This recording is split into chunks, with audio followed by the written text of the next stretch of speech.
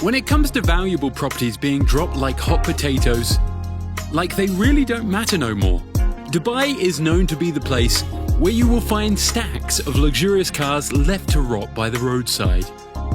But in America, some of the most expensive and posh homes have also been rejected for reasons that are hard to understand. Also, did you know that in America, the number of unoccupied homes is higher than the number of homeless people? Anyway, here are the 5 most expensive abandoned mansions in America. This neoclassical revival mansion was built between 1897 and 1900, having been designed by renowned architect at the time, Horace Trumbauer. The estate was owned by wealthy industrialist Peter Widener. The 110-room mansion covers an expansive 7,000 square feet of indoor space. The extensive palatial residence measures 325 feet by 215 feet and harbours 55 bedrooms. Please do not confuse it for a hotel. The mansion also has a vast art gallery, a ballroom with a capacity to host 1,000 people, 4 swimming pools, several wine cellars, a carpentry shop, a farm, upholstery studios, and its own electric power plant. The interior is entirely lavish, with silk, velvet, and gilded mouldings. The furniture was brought in from the palace of King Louis XV. Other interior features include Persian rugs, Chinese pottery, and exotic pieces of art by Raphael, Rembrandt, El Greco, Donatello, and Van Dyck.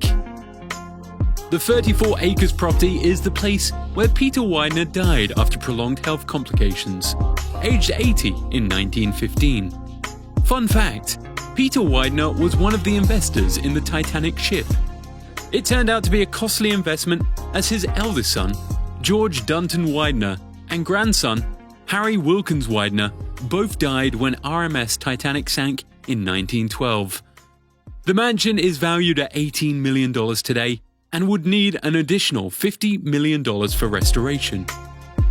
Elder Castle was built in 1927 by David Abercrombie and was designed by his wife, who happened to be an architect.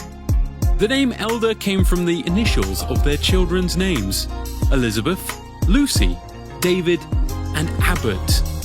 The property sits on a massive 50 acres piece of land consisting of 2 stories of living space and features an open patio with fireplaces and a cast iron spiral staircase leading to the tower.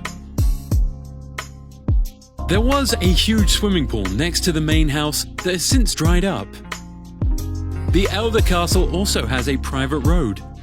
Few meters away from the main house sits a dilapidated horse stable.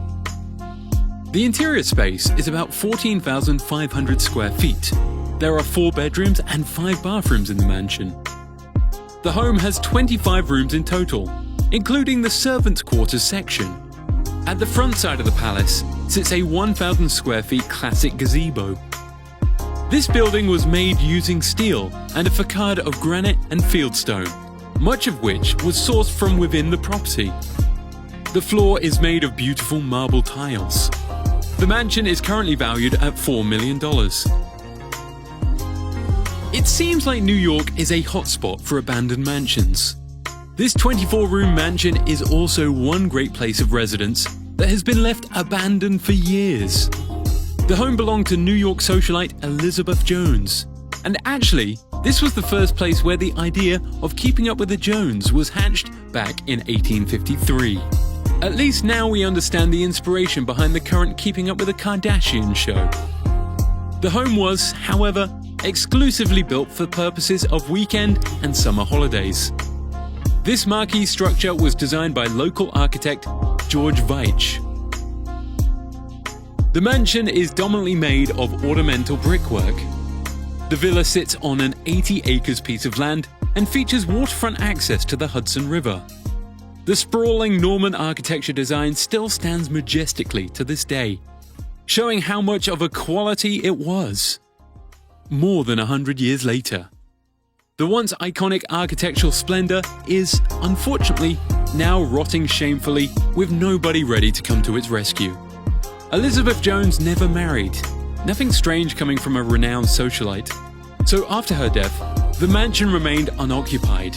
As much as the mansion is falling apart brick by brick, it is still protected by a fence that completely surrounds the property. There is also a private road leading to the property with huge trespass and hazard signs erected by the side. The property is valued at $2 million. The Bannerman's Island, from which the castle stands, is located right in the middle of the Hudson River in New York. The mansion that sits 50 miles away from New York City was built by Francis Bannerman VI in 1901. It was purposely constructed as an arsenal for the military-minded Bannerman. There is a section where he kept his arms, and the big mansion where he lived with his family. The design resembles old Scottish architecture, a humble reminder of where he originally came from. The compound is still littered with beautiful flower gardens, made by his wife Rebecca, who was a trained florist, putting to shame the fact that the place has existed for more than 100 years. The property, standing on a 6.5-acre island, has remained unoccupied for several years since fire severely ravaged the place in the summer of 1969. The history of the owner, Mr. Bannerman VI, is quite an interesting one. The man was once the world's largest seller of military equipment, to the extent that he moved away from the city due to shortage of storage facilities. He armed militaries and armies with hundreds of thousands of saddles, rifles, gunslings, knapsacks, and even uniforms. He is even credited with supplying 20 million cartridges during the nasty Russian-Japanese War between 1904 and 1905. In the year 1905, when the construction of the castle was nearing completion, Bannerman acquired underwater rights so that he could build his own harbour on the southeastern side of the island. This significantly increased the accessibility of the place. The property is currently under the care of Bannerman Castle Trust, a non-profit organisation that is tasked with transforming the ruins into a cultural and historical centre of attraction for local and international tourists. The legendary heavyweight boxer is no stranger to controversies. In the early 80s, Big Mike bought the 19,500 square feet mansion that stood on 58 acres of land as his primary residence. The estate is located in Southington, Ohio. Back then, the property displayed pure extravagance, right from its humongous metallic gate through the insanely extensive compound and finally inside the lush mansion. The home had all the amenities money could buy, from an indoor pool, a tennis court, a basketball court, and even enormous cages for his equally famous pets, the tigers. The basketball court still holds the Tyson emblem to date. The once majestic swimming pool looks more like a suicide spot.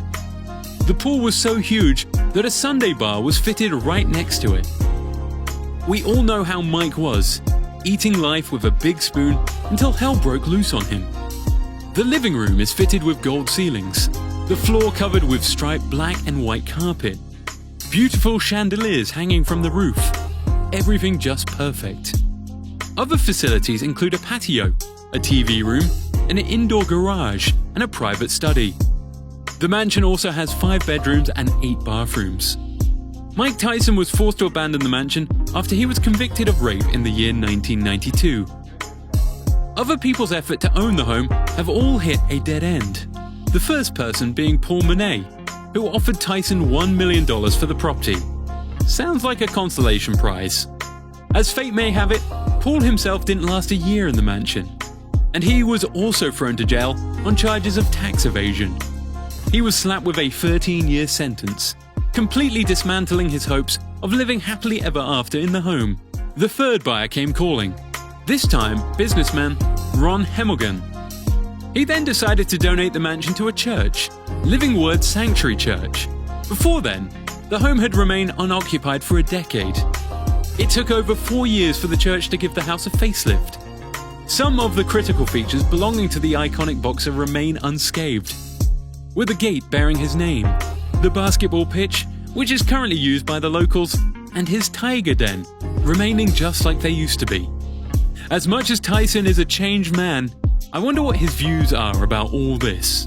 Did you know that out of the 106 million occupied homes in America, 72 million of them are occupied by homeowners, while the remaining 33.6 million are occupied by renters? Let's hope that going into the future, we are not going to see more abandoned homes. So there you have it, the 5 most expensive abandoned mansions in America. Which one of these impressed you the most? Let us know in the comments below. If you enjoyed this video, make sure to leave a like and subscribe. Oh, and turn on post notifications.